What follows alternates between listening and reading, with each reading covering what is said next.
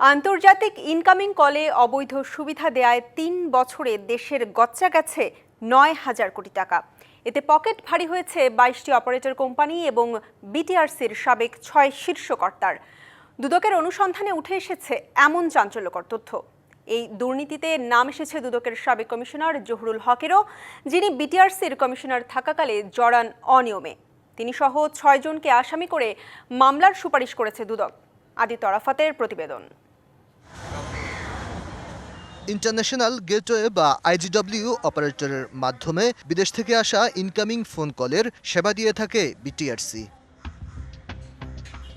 নীতিমালা অনুসারে বিদেশ থেকে আসা ইনকামিং কলে মিনিটে ৩০ সেন্ট মার্কিন ডলার পাওয়ার কথা বাংলাদেশের, কিন্তু পেয়েছে ১৫ সেন্ট ডলার করে। কম রেটে কল আনায় ২০১৫ সালের অক্টোবর থেকে ২০২১ সালের জানুয়ারি পর্যন্ত ২৮ মাসে সরকারের ক্ষতি হয়েছে ২,৯৪১ কোটি টাকা, আর কম মূল্য পাওয়ায় ৫,৬৮৫ কোটি টাকা বৈদেশিক মুদ্রা অর্জন থেকে বঞ্চিত হয়েছে বাংলাদেশ।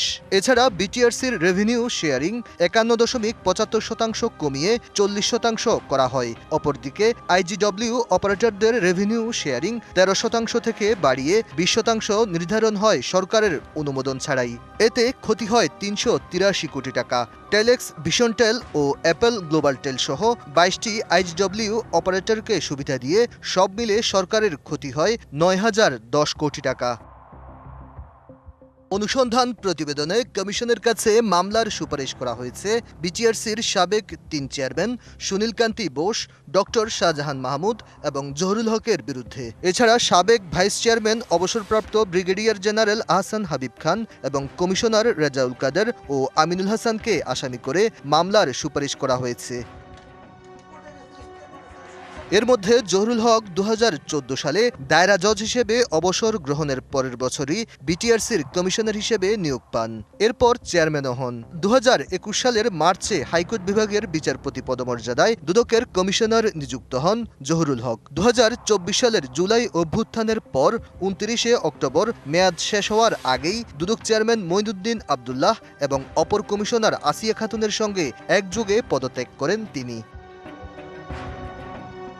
এর ৮ মাস পর দুদকের শীর্ষ এই কর্মকর্তা সহ আসামির তালিকায় নাম যুক্ত করে অনুসন্ধান প্রতিবেদন তৈরি করেছেন সংস্থাটির উপপরিচালক জালাল উদ্দিন আহমেদ। দুদক থেকে পদত্যাগের পর তার গায়ে দুর্নীতির তকমা দেয়া দুঃখজনক বলছেন জহুরুল হক। তার দাবি, বিটিআরসির কমিশনার এবং চেয়ারম্যানের দায়িত্বে থেকে সরকারি নিয়মের বাইরে কোনো কাজ করেননি। বলতেছে যে কম কম কম টাকা আসছে, আসলে তা না। ওই সময় ৩,০০০, ৪,০০০ থেকে আরম্ভ করে ৭,০০০ কোটি টাকা পার ইয়ার লাভ হয়েছে। এখন লাভ হয় ১০০ কোটি টাকা। অর্থাৎ সরকারের কোনো লস হয় নাই, ১ নম্বর। ২ নম্বর হলো সমস্ত কাগজে গভর্নমেন্টের অনুমোদন আছে, অনুমোদনের কাগজটি আয়োগকে দেওয়া হয়েছে এবং আমরা কেউ কোনো অনিয়ম করিনি, কোনো কমিশনারই না। নিজেদের সাবেক কমিশনার সহ ৬ জনের বিরুদ্ধে মামলার সুপারিশ করা প্রতিবেদন নিয়ে ক্যামেরার সামনে কেউই মুখ খুলতে চাননি। দুদক মহাপরিচালক আক্তার হোসেন বলছেন, কমিশনের সিদ্ধান্ত হলে পরে প্রতিবেদনের বিষয়বস্তু নিয়ে কথা বলবেন। অনুসন্ধান টিম এই বিষয়ে কাজ করছেন, কিন্তু তারা প্রতিবেদন দাখিল করেছেন কিনা সে বিষয়টি আমি অবহিত নই, এবং যদি এই সংক্রান্তে কমিশন থেকে কোনো সিদ্ধান্ত গৃহীত হয় আমি সেটা পরবর্তীতে জানাতে পারব। দুদকের মামলায় সংস্থাটির সাবেক কোনো কমিশনার এর আগে আসামি হননি, তবে এবার ভাঙছে সেই রেকর্ড। সংশ্লিষ্টরা জানিয়েছেন, আগামী সপ্তাহে কমিশনের অনুমোদন পেলে সাবেক কমিশনার জহুরুল হক সহ ৬ জনের বিরুদ্ধে মামলার প্রস্তুতি রয়েছে তাদের। Aditya Arafat, DBC news, Dhaka. নির্বাচনের আগে তড়িঘড়ি করে একতরফা নতুন জাতীয় টেলিকম নীতিমালা প্রণয়ন সমীচীন হবে না বলে জানিয়েছে বিএনপি মহাসচিব মির্জা ফখরুল ইসলাম আলমগীর। আর সংখ্যানুপাতিক নির্বাচন দেশকে স্বৈর শাসনের দিকে ঠেলে দেবে, এমন মন্তব্য করেছেন দলের সিনিয়র যুগ্ম মহাসচিব রুহুল কবির রিজভী। সাম্প্রতিক draft telecom network licensing reform policy তড়িঘড়ি করে সিদ্ধান্ত গ্রহণ করার বিষয়ে আমাদের উদ্বেগ প্রকাশ করছি। রাজধানীর গুলশানের চেয়ারপারসনের কার্যালয়ে ব্রিফিংয়ে বিএনপির মহাসচিব মির্জা ফখরুল ইসলাম আলমগীর বলেন, সরকারের এমন সব পদক্ষেপ নেওয়া উচিত যা দেশ ও জনগণের কল্যাণ বয়ে আনে। জানান, আগামী রাজনীতি ও গণতন্ত্র উত্তরণের পথ যাতে মসৃণ রাখা যায় সেই পথেই হাঁটছে বিএনপি। যে আমরা অত্যন্ত সতর্কতার সঙ্গে আমরা বর্তমান যে রাজনৈতিক পরিস্থিতি, গণতন্ত্র উত্তরণের যে পথ, সেই পথকে মসৃণ রাখা এবং আমরা যে লক্ষ্যে এতগুলো প্রাণ গেছে, সেই প্রাণের বিনিময়ে আমরা যেন সুস্থ সুন্দরভাবে যেতে পারি, সেই পথেই আমরা হাঁটছি।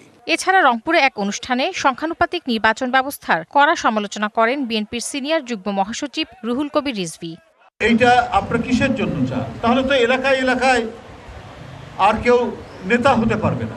যখন এই আনুপাতিক ভোটের বিষয়টি আসবে তখন তো দলকে ভোট দিবে, দল তারপরে বেছে বেছে তার লোকদের এমপি বলে ঘোষণা করবে, তাহলে তো আরো বেশি স্বৈর শাসনের দিকে ঠেলে দেওয়া হবে। এটি স্থানীয় পর্যায়ে নেতা তৈরিতে প্রধান অন্তরায় হবে বলেও দাবি করেন তিনি। তাহসিনা জেসি, ডিবিসি নিউজ, ঢাকা। বিচার বিভাগ বিকেন্দ্রীকরণ করতে বিভাগীয় শহরে হাইকোর্টের স্থায়ী বিভাগ করতে একমত সব দল। রাজধানীর ফরেন সার্ভিস একাডেমিতে ঐকমত্য কমিশনের বৈঠকে রাষ্ট্রপতির ক্ষমা প্রদর্শনের ক্ষেত্রে যথেষ্ট অপব্যবহারের অভিযোগ তোলে বিএনপি ও জামাত। এসব ইস্যুতে ঐকমত্যের পাশাপাশি কিছু প্রস্তাব তুলে ধরে অন্যান্য দলগুলোও। পুকুরে এটি পানির চলাচলকে বাধা। জাতীয় ঐকমত্য কমিশনের সঙ্গে রাজনৈতিক দলগুলোর দ্বিতীয় পর্যায়ের নবম দিনের এই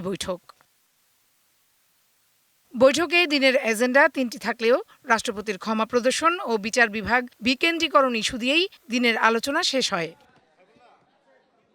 বৈঠক শেষে এ নিয়ে বিস্তারিত জানান কমিশনের সহসভাপতি অধ্যাপক আলী রিয়াজ। আজকে যে ঐকমত্য হয়েছে তা হচ্ছে যে সংবিধানের 49 অনুচ্ছেদ সংশোধন করে রাষ্ট্রপতির ক্ষমা প্রদর্শনের ক্ষমতা সহ সব নির্বাহী ক্ষমা প্রদর্শনের ক্ষমতা প্রয়োগের সুপারিশ করার জন্য আইনি ব্যবস্থার বিষয়টি সংবিধানের অন্তর্ভুক্ত করার ব্যাপারে ঐকমত্য হয়েছে।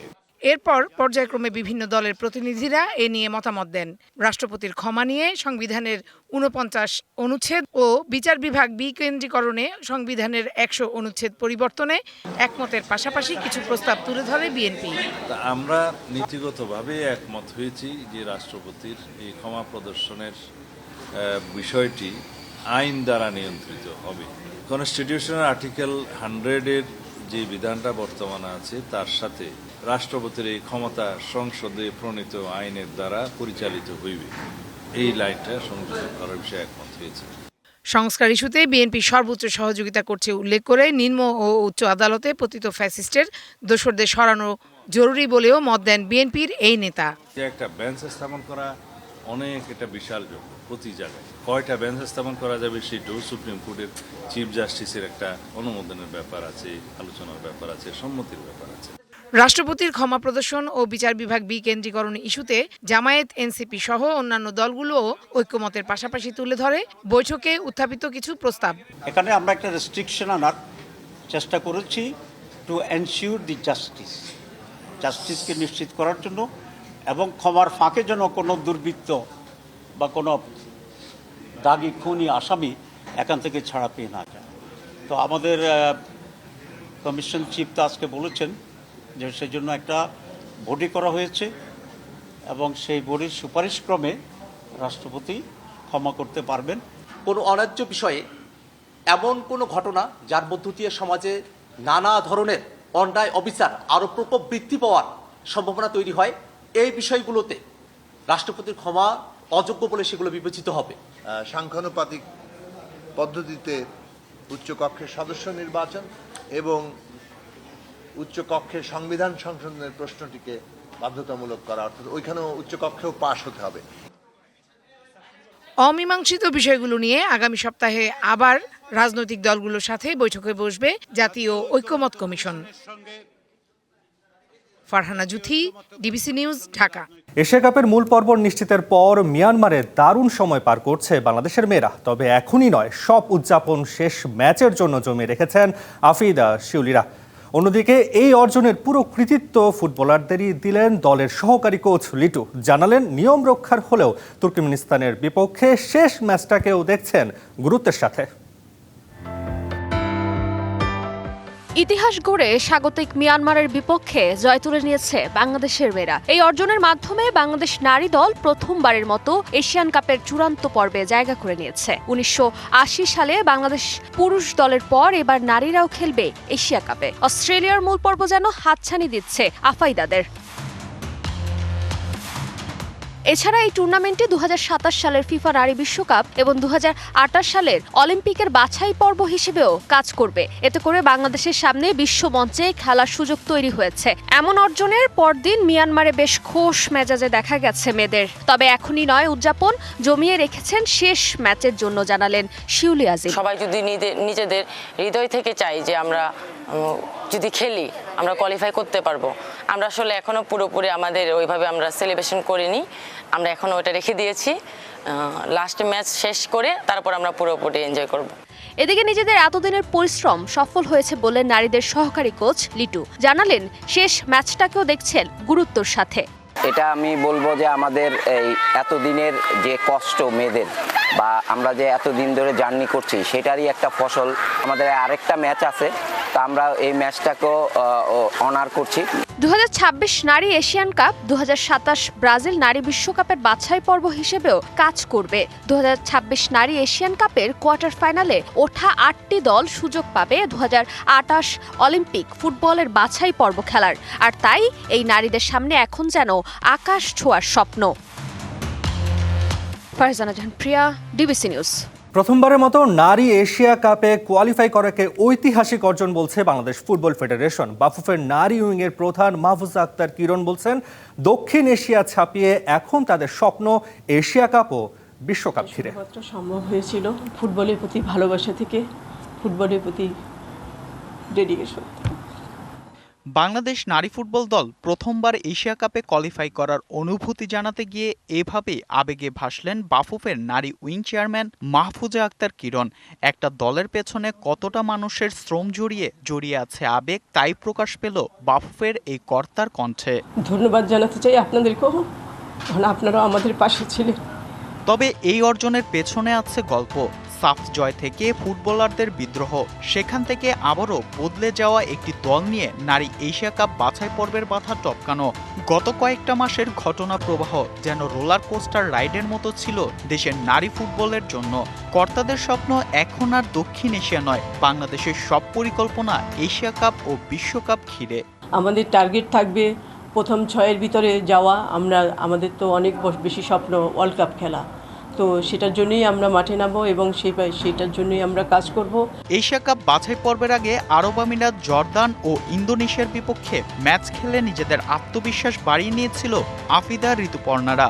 বড় দলের বিপক্ষে খেলার এই ধারা ভবিষ্যতেও ধরে রাখতে চায় বাফুফে। কালকে রাত্রে থেকেই চিন্তা করতেছিলাম যে কাদের সাথে আমরা খেলবো। আমার টার্গেট থাকবে অনেক স্ট্রং টিমের সাথে খেলা, আমি সেটা নিয়ে এখনই কাজ করব। নারী ফুটবলকে বদলে দেওয়ার কারিগর পিটার বাটলার, অথচ তার অধীনে খেলতে আপত্তি জানিয়েছিলেন সাবিনা সানজিদা সহ 18 ফুটবলার। তারপরও এই ব্রিটিশ কোচের উপর আস্থা রাখার সুফল তুলেছে বাফুফে। যে আমরা সঠিক সিদ্ধান্ত নিয়েছি, আর সবচেয়ে বড় কথা এখানে কোচের সিদ্ধান্তই আসল সিদ্ধান্ত। আপনি কে বললাম সেটা বড় কথা না। মিয়ানমারের বিপক্ষে দুর্দান্ত দুটি গোল করে জয়ের নায়ক ছিলেন ঋতুপর্ণা। এই মিডফিল্ডারকে বাংলার মেসি উপাধিও দিলেন নারী ফুটবল প্রধান।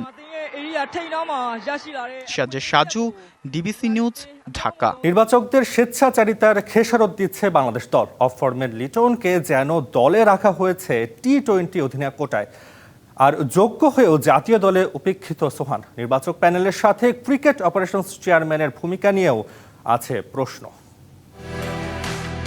ক্রান্তিকাল চলছে বাংলাদেশের ক্রিকেটে। মাঠের হতশ্রী পারফরমেন্সে চিন্তিত ম্যানেজমেন্টও, কিন্তু ব্যর্থতার কাটাছেড়ায় দোষী কি শুধু ক্রিকেটাররাই? নরবরে দল নির্বাচনের দায়িত্ব নির্বাচকদেরও নিতে হবে। ঘরোয়া ক্রিকেটের পরীক্ষিত পারফর্মার সোহান নিউজিল্যান্ড এ দলের বিপক্ষেও ছিলেন দারুণ ছন্দে। 3 ওয়ানডেতে 144 রান, সেঞ্চুরিও করেছেন। শ্রীলঙ্কার বিপক্ষে ওয়ানডেতে সোহানকে সুযোগ দেয়াই যেত। বিপরীতে টি-20 অধিনায়ক হওয়ার সুবিধা নিয়ে অন্য ফরম্যাটেও অটো চয়েস লিটন, অথচ সবশেষ 8 ইনিংসে ডাক মেরেছেন 4টিতেই, আউট হয়েছেন 1 অঙ্কে। এত বাজে পারফরমেন্সের পরও লিটনকে দলে রাখতে খোঁড়া যুক্তি দেয় নির্বাচকরা। মাল্টিপল উইকেট কিপার তো নিতে পারবো না এই পজিশনে, বিকজ লাস্ট সিরিজে লিটন দাস ছিলেন না। আপনারা জানেন যে ওই সময় একটু খারাপ প্যাচের মধ্যে উনি ছিলেন, একটা সময় ইজ এ বেস্ট হিলার, সেই কারণে, এবং তিনি টি-20-র ক্যাপ্টেন হয়েছেন। গুঞ্জন আছে সোহানকে গ্লোবাল সুপার লিগের জন্য জাতীয় দলে রাখেনি নির্বাচকরা, যে কারণে অফ ফর্মের লিটনই লিপু রাজ্জাকের প্রিয় পাত্র। দল নির্বাচনের সনাতনী ফর্মুলাই ডোবাচ্ছে বাংলাদেশের ক্রিকেটকে। শ্রীলঙ্কার বিপক্ষে প্রথম ওয়ানডেতে ভরাডুবির পর দলীয় সমন্বয়ের অভাব স্পষ্ট। ক্রিকেট অপারেশনস চেয়ারম্যান, প্রধান নির্বাচক ও হেড কোচের পরিকল্পনা আটকে থাকে আলোচনার টেবিলেই। ক্রিকেটারদের অস্থিরতা কমানোর পরিবর্তে আন্তঃকন্দদের কারণেই কি এই দুরবস্থা? সাবেক ক্রিকেট অপারেশন চেয়ারম্যান আকরাম খানের কাছে নাজমুল আবেদিন ফাহিমের ভূমিকাও প্রশ্নবিদ্ধ। সিরিজের মাঝখানে অনেক কিছু বিতর্কিত হয় আমাদের কথাবার্তা, যেটা অন্য দেশে ক্রিকেটে কিন্তু হচ্ছে না। এগুলো কিন্তু বন্ধ করতে হবে, আমাদেরকে সবাইকে সিরিয়াস হইতে হবে। আমি শুধু প্লেয়ারদের কথা বলছি না, যারা ক্রিকেটের সাথে ইনভলভ আছে। মাঠের পারফরমেন্সে উন্নতির জন্য বিসিবিতে প্রয়োজন রদবদল। নির্বাচক প্যানেল থেকে ক্রিকেট অপারেশনস ডিপার্টমেন্ট, সবখানেই প্রয়োজন যোগ্য ও দক্ষ লোকের। তখনই হয়তো কক্ষপথে ফিরবে বাংলাদেশের cricket. Shahriar Hossain, DBC news, Dhaka. চাংখারপুলে 6 জনকে হত্যা মামলার অভিযোগ গঠনের শুনানি শেষ হয়েছে। 14 জুলাই আদেশের দিন ঠিক করেছে ট্রাইব্যুনাল। প্রথমবারের মতো জুলাই আগস্টের কোনো মামলার অভিযোগ গঠনের আদেশ দেয়া হবে বলে জানায় রাষ্ট্রপক্ষ। এদিন 8 আসামিকে অভিযোগ থেকে অব্যাহতি চেয়ে যুক্তি তুলে ধরে আসামিপক্ষ। জুলাই আগস্টে ছাত্র জনতার গণ আন্দোলনের অন্যতম হটস্পট ছিল রাজধানীর চাংখারপুর, যেখানে পুলিশের ছোড়া গুলিতে মারা যান 6 জন। ওই মানবতা বিরোধী অপরাধের মামলায় সাবেক ডিএমপি কমিশনার হাবিবুর রহমান সহ 8 জনের বিরুদ্ধে আনুষ্ঠানিক অভিযোগ জমা দেয় রাষ্ট্রপক্ষ।